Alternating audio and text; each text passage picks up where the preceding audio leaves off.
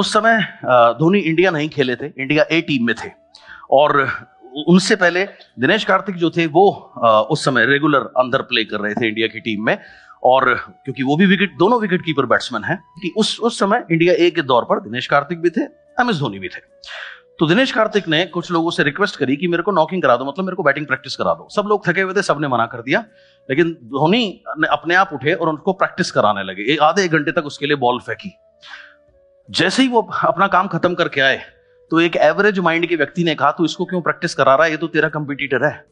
तो कह रहा, भाई मैं चाहता हूं ये इतने रन बनाए कि इंडिया ए से ये मेन इंडिया खेलने लगे। बोला, तुझे क्या फायदा होगा? कह रहा, मुझे यहां जगह मिलेगी, मैं रन बनाऊंगा, परफॉर्म करूंगा, मैं वहां चला जाऊंगा। Right, so this is how it should be. उनका सोचने का तरीका अलग है, इसलिए वो इतने बड़े बने, इसलिए उनकी अचीवमेंट इतनी बड़ी बनी, इसलिए उन्होंने इतनी चीजें हासिल करी। सो जितने भी सक्सेसफुल लोग हैं वो कभी भी किसी को देख के जेलस नहीं करते।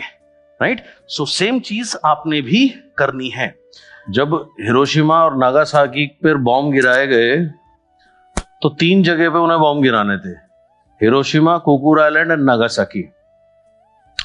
हिरोशिमा पे उन्होंने बॉम्ब गिरा दिया, साइट भी थी कुकुर आइलैंड। कुकुर आइलैंड पे जब वो पहुंचे तो नीचे जो क्लाउड कवर था वो इतना ज्यादा था कि उन्हें कुछ दिख नहीं रहा था, और वेदर ऐसा था उस क्लाउड के अंदर अगर वो जाते तो वो फंस जाते, मतलब उनका प्लेन खुद ही दिक्कत में पड़ सकता था, जो उनके लिए डेंजरस था। तो उन्होंने कुकुर आइलैंड को छोड़ दिया, फिर नागासाकी पे बम गिराया, वापस आए कुकुर आइलैंड पे बम गिराने के लिए, सेम वेदर कंडीशंस थी, तो वो कुकुर आइलैंड पे बम नहीं गिरा पाए। कुकुर आइलैंड एक ऐसी जगह है जहां बहुत सारे मॉन्क्स रहते थे एंड वो रेगुलरली मेडिटेट कर पाते थे। That is the reason why God, the spiritual divine protected that island. ये इतनी पावरफुल है। कभी गूगल में आप डाल के देखना, थाईलैंड में एक केव है जिसमें वाटरफॉल है, काफी बड़ा वाटरफॉल के अंदर से ही उस केव में जाते हैं, गुफा में जाते हैं। तो एक स्टूडेंट का ग्रुप था, वो उसमें गए, एक स्पोर्ट्स की टीम थी वो, और उनके जो टीचर थे, जो उनके कोच थे, वो मॉन्क भी थे। और जब वो उसमें गए तो बाहर बाढ़ आ गई और वो फंस गए।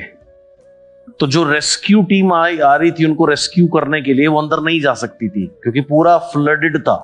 21 दिन तक कोई रेस्क्यू टीम पहुंच नहीं सकती थी उनके पास तक। तो जब 21 दिन के बाद वो पहुंचे, दे वर एक्सपेक्टिंग कोई भी जिंदा नहीं होगा, क्योंकि केव के अंदर कुछ है ही नहीं, क्या खाएंगे, कैसे, क्या क्या पिएंगे, पता नहीं, nobody knows. But the teacher was telling all the students to meditate regularly. They meditated for 21 days and उसके बाद each one of them survived and बिल्कुल स्वस्थ है। शरारती था वो कुत्ता। क्या करता था, किसी को भी देख के उनके ऊपर झपट पड़ता था। कहता कुछ नहीं था, लेकिन उससे लोग बहुत डर जाते थे, बच्चे रोने लगते थे, कई लोग गिर जाते थे। उसकी बहुत शिकायतें आने लगी। तो वो बाजार गया जाता है और एक जंजीर लेके आता है, लीश लेके आता है, और 3 फुट की लीश से उसको बांध देता है। और उसके बांधने के कुछ दिनों बाद, अगले ही दिन वो अपने किसी ट्रैवलिंग काम से बाहर चला जाता है, आउट ऑफ स्टेशन चला जाता है। 2 हफ्ते बाद आता है, और 2 हफ्ते के बाद आकर के जब वो अपने कुत्ते के साथ लॉन में बैठा होता है, आदत अनुसार कोई सामने से गुजरता है, कुत्ता भागता है, और भागते ही, क्योंकि उसकी 3 फीट की जंजीर उसके गले में बंधी होती है, 3 फीट पे जाते ही उसकी गर्दन खींचती है और वो रुक जाता है। ये सीन जैसे ही वो देखता है, उसे बड़ी दया आती है अपने कुत्ते के ऊपर में, और वो सोचता है मैंने इस बेजुबान के साथ में थोड़ी सी ज्यादा नाइंसाफी कर दी। शरारती इतना है, पूरी तरह तो खोल नहीं सकता, लेकिन कम से कम मैं इसकी आजादी का दायरा ना थोड़ा सा बढ़ा देता हूं। दोबारा मार्केट जाता है, 6 फुट की लीश लेके आता है और उसके गर्दन में लगा देता है। वो सोचता है तो उसका थोड़ा सा, इसका जो स्पेस है वो मैं बढ़ा दूं। स्पेस तो बढ़ा देता है, और उसके बाद फिर वो बैठ जाता है। इसके बाद वो देखता है अचानक से कुत्ता फिर से भागता है, लेकिन 3 फीट पे जाके रुक जाता है। उसको ये बात बड़ी अजीब सी लगती है कि अब ये 3 फीट पे जाकर क्यों रुक गया, मैंने तो जानबूझ करके इसका दायरा बढ़ाया था, फिर भी ये 3 फुट से आगे क्यों नहीं जा रहा। वो कोशिश करता है उसको आगे धकेलने की, जितनी भी कोशिश करता है, कुत्ता 3 फुट के दायरे को पार नहीं करता। उसके माइंड में ये फीड हो चुका था कि उसकी आजादी का जो दायरा है वो मात्र 3 फीट है। Each one of us has a limit we have placed on our freedom. हम सबके अंदर हमने भी अपनी फ्रीडम पर एक लिमिट लगा रखी है।